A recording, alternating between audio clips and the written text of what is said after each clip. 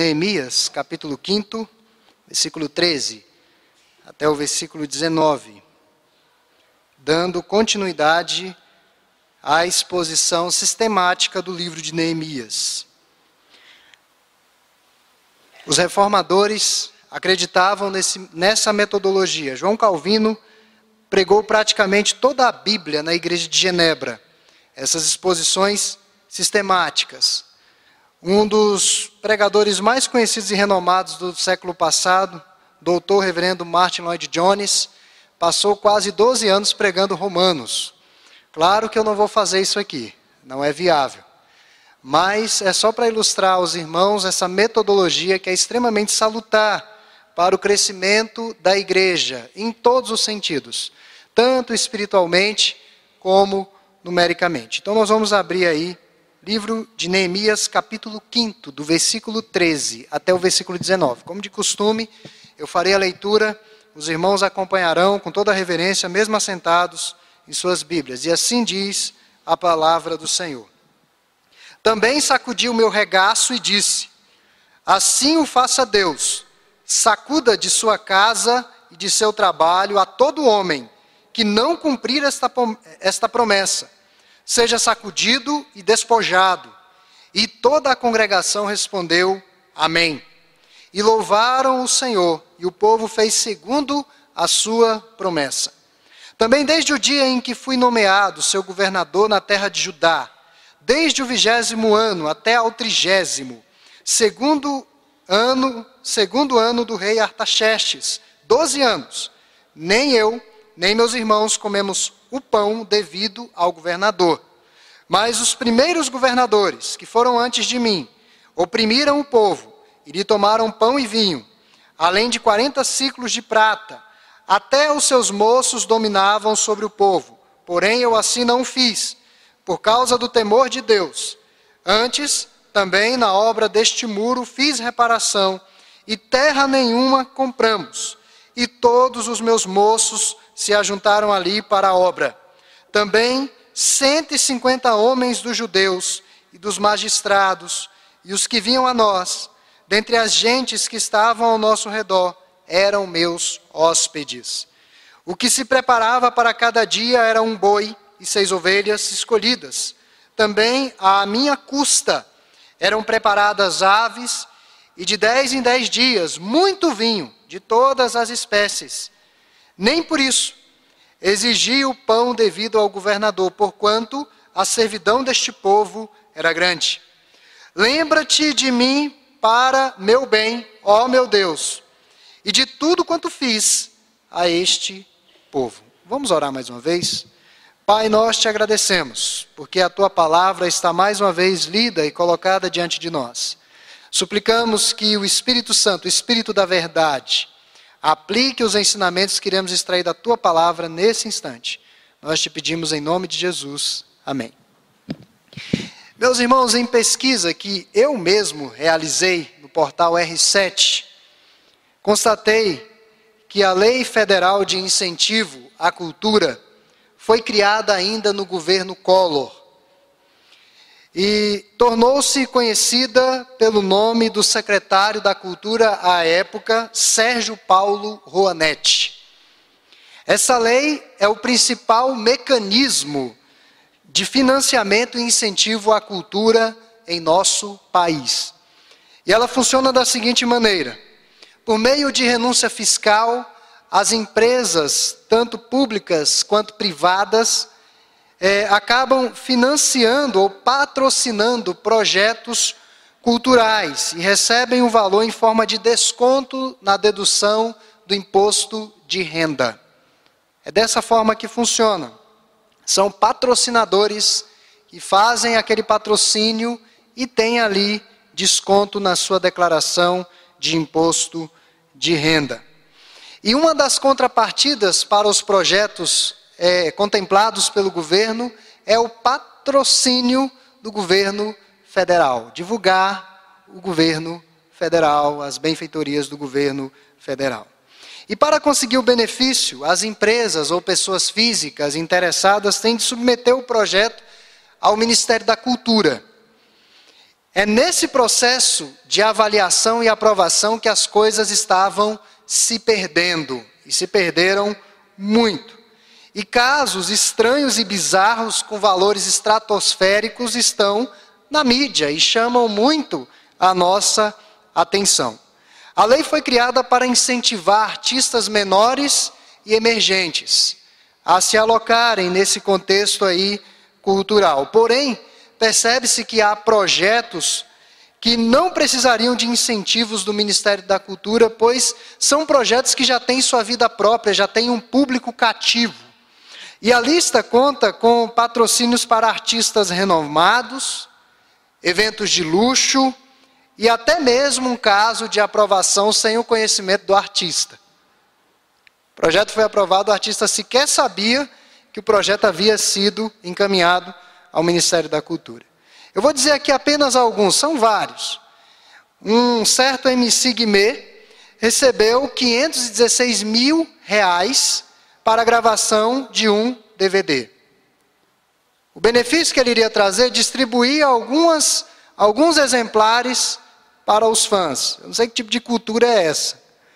Um blog intitulado Mundo Precisa de Poesia, de Maria Bethânia, foi um projeto que deram entrada, o blog intitulado como o mais caro do mundo. O valor era de R$1.356.858.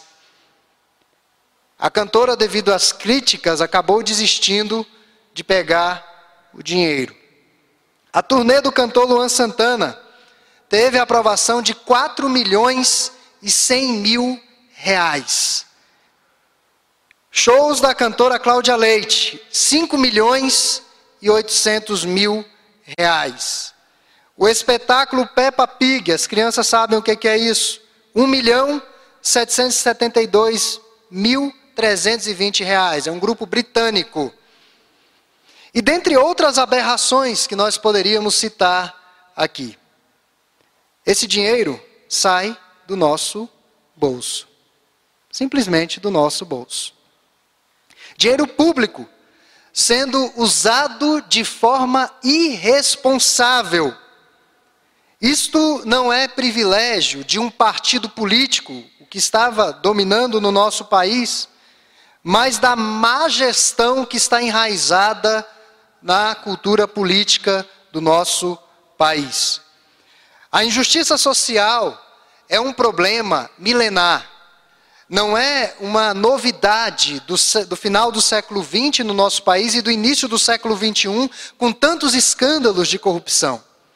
Essa má gestão dos recursos é algo que acomete a humanidade há muitos e muitos anos. E o texto que lemos nos mostra que, independente da nossa posição, da nossa importância, ocupação, dons e talentos, todos nós cristãos somos agentes da justiça de Deus.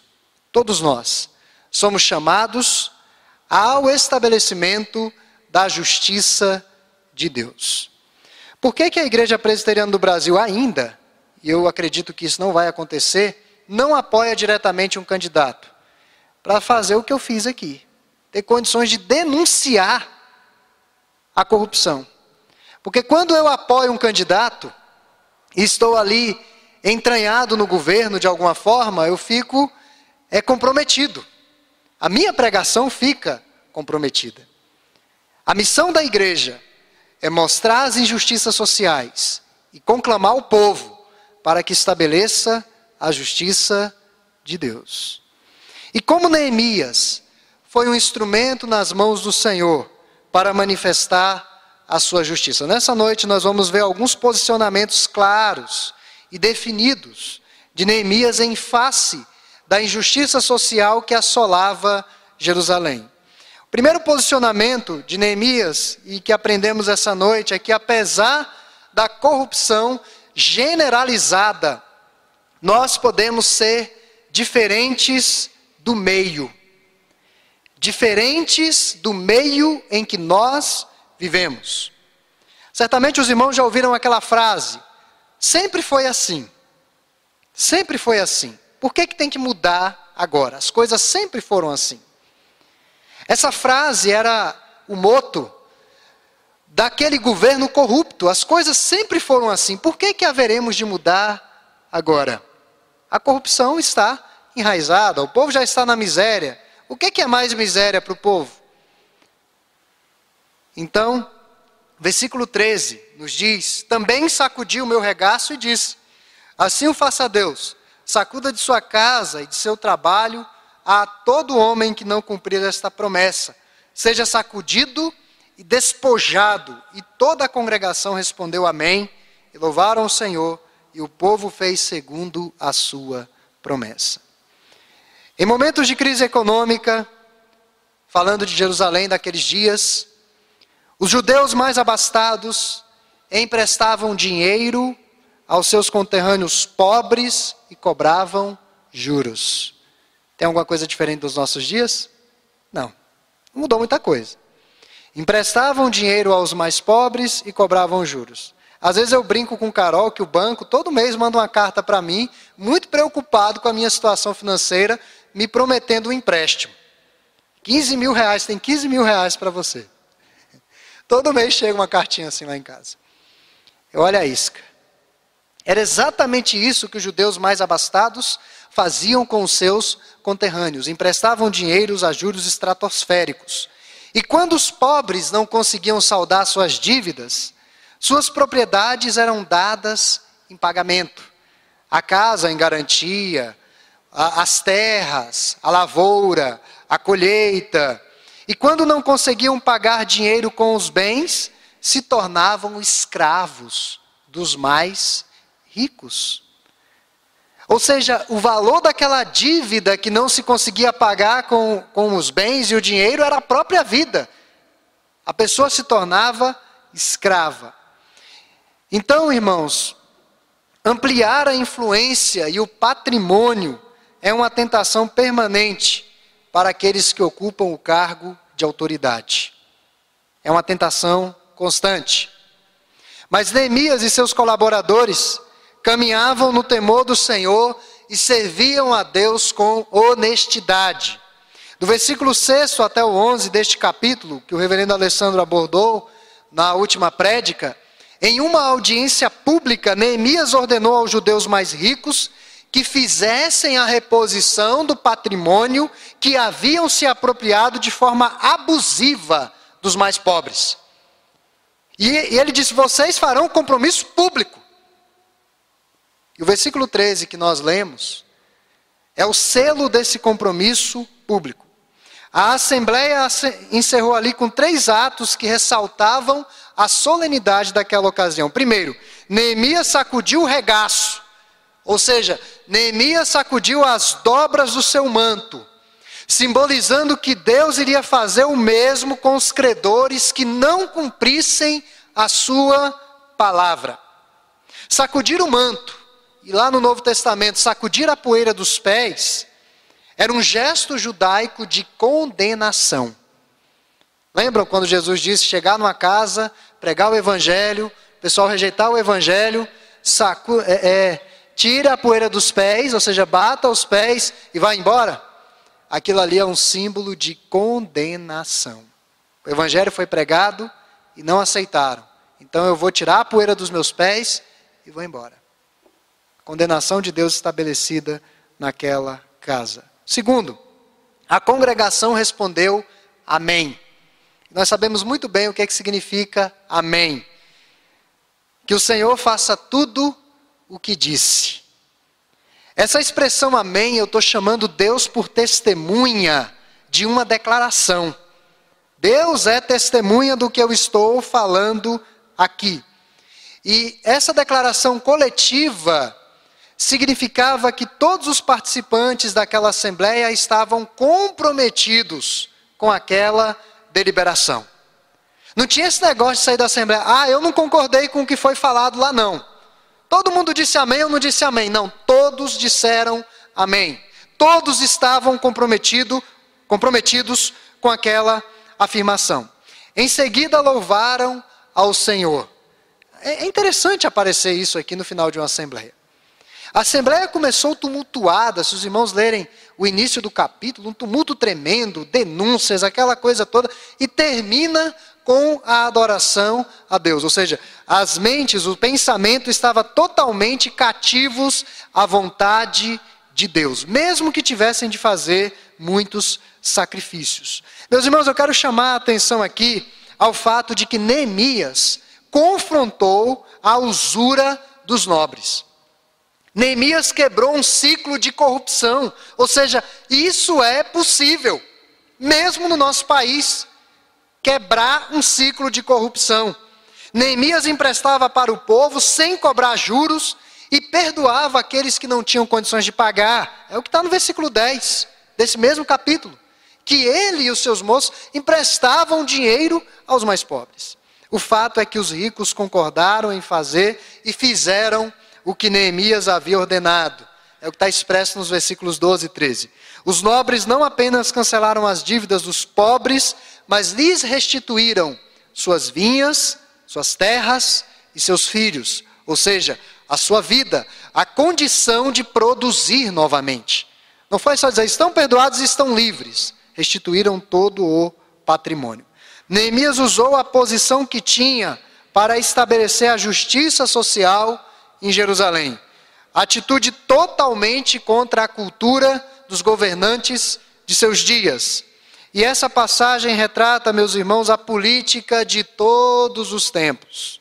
Oportunismo da posição política para enriquecimento ilícito e meteórico, esquemas de corrupção enraizados no governo, a total ausência de temor em muitos daqueles que estão investidos em cargos públicos e que, infelizmente, exploram o povo sobrecarregado. Essa má gestão dos países mata muito mais que o tráfico de drogas. Tira a esperança muito mais do que a criminalidade. Porque na caneta, eles matam muita gente. Eles tiram a esperança de muita gente. Inescrupulosos. E vão pagar caro por isso. E isso tem que ser denunciado. Porque o governo que nós temos é uma concessão divina. E Deus, muitas vezes, levanta servos dele para que estejam lá, naquele ambiente podre, para fazer a diferença. Infelizmente, não são os exemplos que vemos na política do nosso país. Eu quero chamar a atenção dos irmãos mais uma vez para o fato de que Deus levantou um homem, Neemias. E por meio desse homem, Deus fez a diferença. Eu não sei se da nossa igreja, daqui a 20, 30 anos, nós vamos ter o presidente da república ou a presidente da república. Eu não sei se da nossa igreja, daqui a um tempo, nós vamos ter o governador do Distrito Federal ou de outros estados, ou parlamentares. Mas nós temos que ensinar às nossas crianças e aos adultos que nós podemos sim fazer muita diferença no cargo que Deus nos colocar. E Neemias fez a diferença no ambiente absolutamente poluído. Há pessoas que afirmam que os nossos dias são piores para criar filhos, para ser fiéis a Deus, para contribuir na obra do Senhor, para se relacionar com as pessoas, para ser um parlamentar. Não, meus irmãos. É o mesmo ambiente, são as mesmas pessoas, é o mesmo pecado, é a mesma corrupção. Mas os crentes são chamados a fazer a diferença num contexto apodrecido. Nossas luzes brilharão mais fortemente fora da igreja, nas trevas. Nós seremos sal fora do saleiro, no mundo. E creio que Deus deseja nos usar para fazer a diferença e as reformas que o nosso país tanto precisa, aonde nós estamos. Deus deseja nos usar. Um outro posicionamento claro de Neemias em face da injustiça social foi influenciar pelo seu próprio exemplo. Neemias não apenas apregoou que haveria necessidade de mudanças na questão ali da divisão das propriedades e da própria sociedade. Mas ao longo de seu governo, Neemias usou todos os privilégios que tinha todos os privilégios dados pelo rei, as suas regalias, em ajuda ao povo para construir não um reino para si mesmo. Neemias não usou fundos oficiais para cobrir sequer as suas próprias despesas. É o que o texto deixa evidente, o texto que lemos. Neemias não cobrava impostos para assegurar comida na mesa dos seus oficiais. E, meus irmãos, essa questão da comida e do trabalho está muito ligada aqui. Os irmãos já viram aquela expressão marmita de pedreiro, né? O pedreiro precisa de energia. E eu me lembro, há poucos dias eu fui comprar uma marmita e eu falei para o rapaz que estava falando, essa marmita é para pedreiro. Ele, não, essa aqui eu vou caprichar porque eles comem com muita vontade. Porque o pedreiro precisa de energia, precisa de comida. E aqueles homens estavam envolvidos num trabalho braçal de reconstrução de muros. Ou seja, eles comiam bastante. A despesa era alta. Os irmãos viram aqui a lista, era um boi por dia. Era muita comida. Era vinho à vontade, para que os homens tivessem energia para o trabalho. Mas Neemias usou recursos próprios para manter aqueles homens. Paulo fez algo semelhante quando plantou a igreja de Corinto, que ele fala lá em 1 Coríntios, capítulo 9. Mas ele no mesmo capítulo, ou no mesmo escrito, defendeu que o trabalhador, todo trabalhador é digno do seu salário. 1 Coríntios, capítulo 9, versículo 14. O que Paulo nos chama a atenção aqui é para um princípio importantíssimo. Devemos estar dispostos a sacrificar o lucro pessoal pelo bem espiritual dos outros. Esse é o princípio que norteia a vida de Neemias. Neemias foi um exemplo de piedade e de fraternidade para os seus compatrícios. E de acordo com um grande evangelista do século XIX, Moody, uma vida santa causará uma profunda impressão. E foi isso que ocorreu por meio da vida de Neemias. Em tempo de crise política e econômica, é bom nos defrontarmos com exemplos semelhantes ao de Neemias. Um homem que colocou os interesses do povo acima dos seus interesses particulares. Neemias não se limitou a dar instruções ou ordenanças aos outros. Os irmãos não vão ver a família dele aparecendo aqui. Mas ele incentiva a que todos envolvam as suas famílias na reconstrução daquela cidade. Em suas reformas de contenção fiscal, contenção econômica, ele foi o primeiro da lista. Durante 12 anos, é o que o texto nos fala, 12 anos de governo, por conta da miséria do povo, se recusou a receber salário, supriu a pensão alimentícia. Essa é a grande verdade. Ele supriu a pensão alimentícia de 150 oficiais com dinheiro do próprio bolso.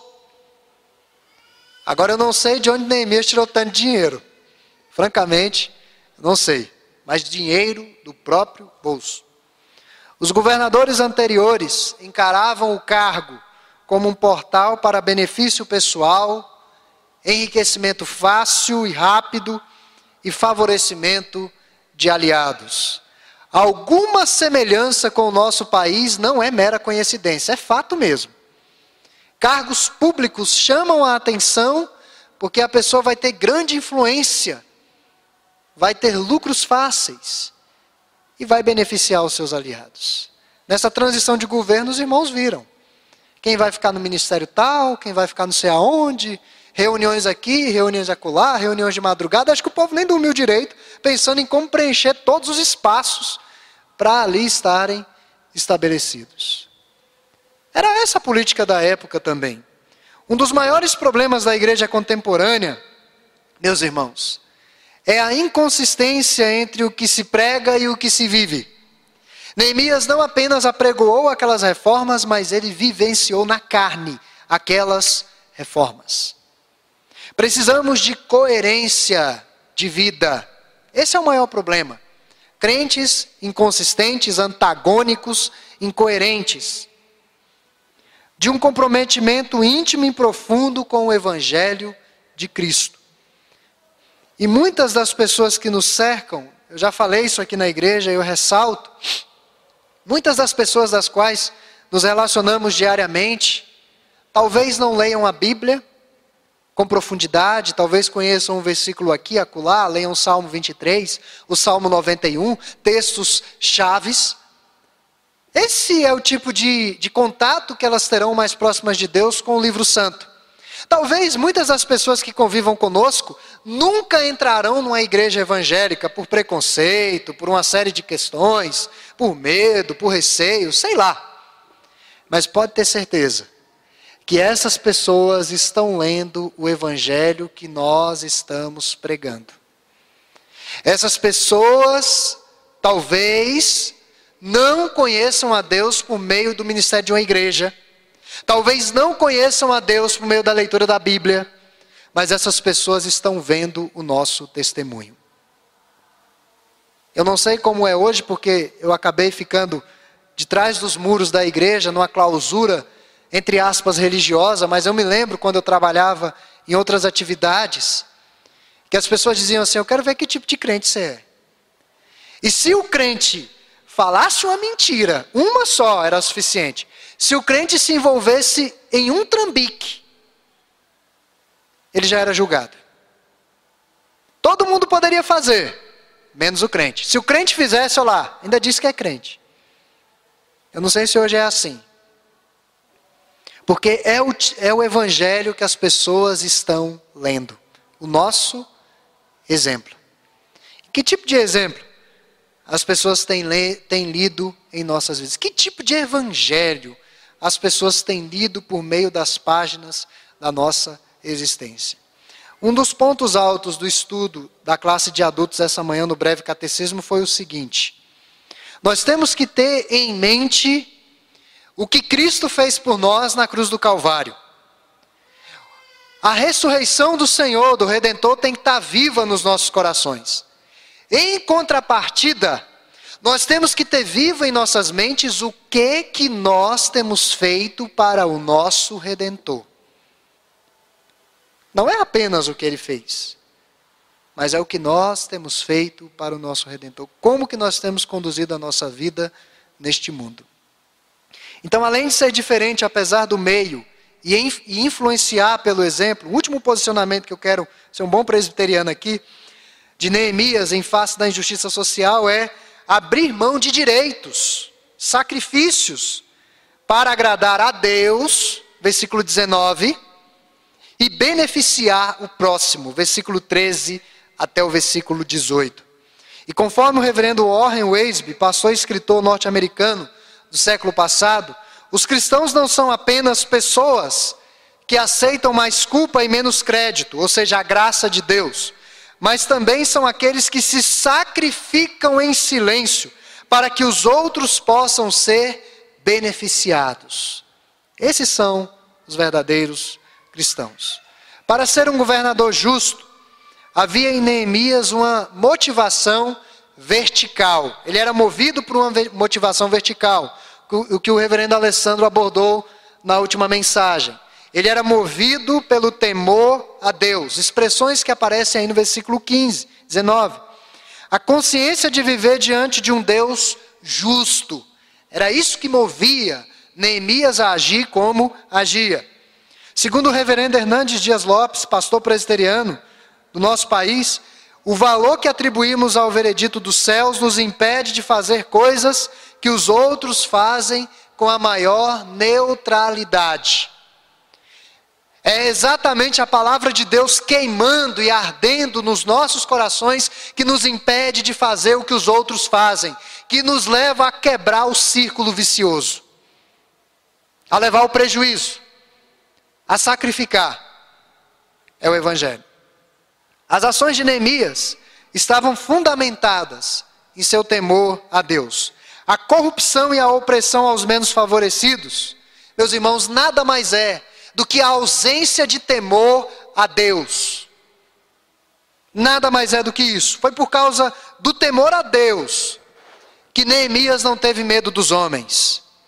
Foi por causa do temor a Deus que ele confrontou os nobres e os magistrados da época, que eram poderosos, e hoje ainda são os poderosos. E ele não teve medo.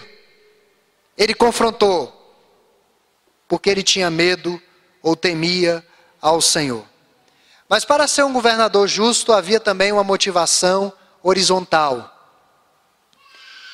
O bem-estar e a restauração do povo. Neemias abriu mão de direitos garantidos e legítimos. Não era imoral ter o pão para suprir aqueles que estavam a seu serviço. Isso não era imoral. Era algo legal. Nem por isso, ele diz no texto, exigiu o pão devido ao governador. A sua posição de governo realmente era um balcão de serviço e não de privilégios pessoais. Neemias servia com amor. Não apenas pagava a própria alimentação, mas como eu já ressaltei, dividia a alimentação com 150 homens. O milagre da multiplicação. Era um homem marcado pela generosidade, não requeria recompensa pelas suas ações sacrificiais. Percebam os irmãos, o finalzinho do capítulo, ele encerra dizendo o seguinte: lembra-te de mim para o meu bem, ó meu Deus, e de tudo quanto fiz a este povo. Os irmãos, essa aqui é a 4ª oração flash de Neemias na reconstrução dos muros. Aquela oração rápida. E nessa oração, ele não fala para receber algum benefício do povo, ele não pede nada para aquele povo miserável. Ele tributa todo o seu sacrifício a Deus, toda a sua vida a Deus. Ele expressa de forma simples, solene e maravilhosa uma adoração humilde a Deus. Ele não desejava elogios ou recompensas do povo. Há pessoas na igreja que para fazer as coisas tem que levar um tapa nas costas toda hora. Ter o ego amassageado. E eu nunca vou me esquecer disso no meu ministério. Porque eu sou um pastor relativamente com a carreira nova.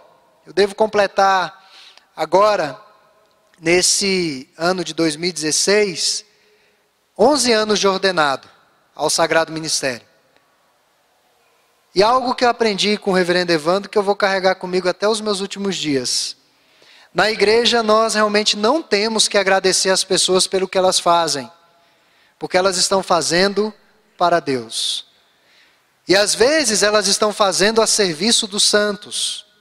Nós não temos de agradecer, porque quem vai dar o galardão é Deus. Só Deus poderá recompensar a altura. Somente Deus. E Neemias não era um homem que precisava de um tapa nas costas, que precisava de uma motivação para fazer as coisas. Não. Ele se sacrificou ao extremo, financeiramente. E ao final desse capítulo, ele ora ao Senhor e diz: lembra-te de mim para o meu bem. Meu Deus. Ele era consciencioso de que o que estava fazendo ao Senhor. Seu desejo era agradar a Deus. Então, meus irmãos, Neemias se dispôs a fazer a obra de Deus de modo sacrificial e despretensioso. E quando nos dispomos assim diante do Senhor, eu devo alertar os irmãos de algumas questões, ou algumas realidades, ou algumas situações que inevitavelmente irão acontecer. Primeiro, haverão problemas no meio do povo. Onde tem gente, tem problema. Pode ter certeza disso. Isso na igreja, fora da igreja. Reuniu meia dúzia de pessoas, problemas. Precisamos estar preparados para enfrentar esses problemas. Outra questão. Nós precisamos confrontar os problemas com coragem. Não podemos nos acovardar, encarar os problemas de frente. Terceiro, certificar-se de que a nossa integridade está intacta na luta contra os problemas. Eu não me esqueço de uma das declarações de um dos promotores do Ministério Público, que inclusive é crente da Igreja Batista. Ele tem um nome esquisito, eu não vou lembrar do nome dele, que está na Lava Jato.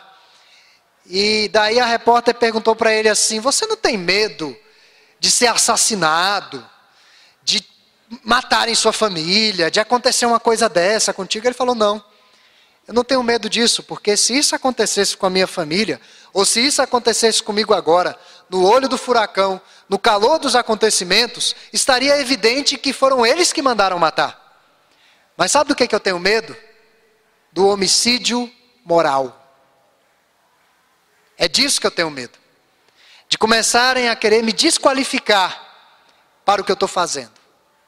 É isso que nós temos que tomar cuidado.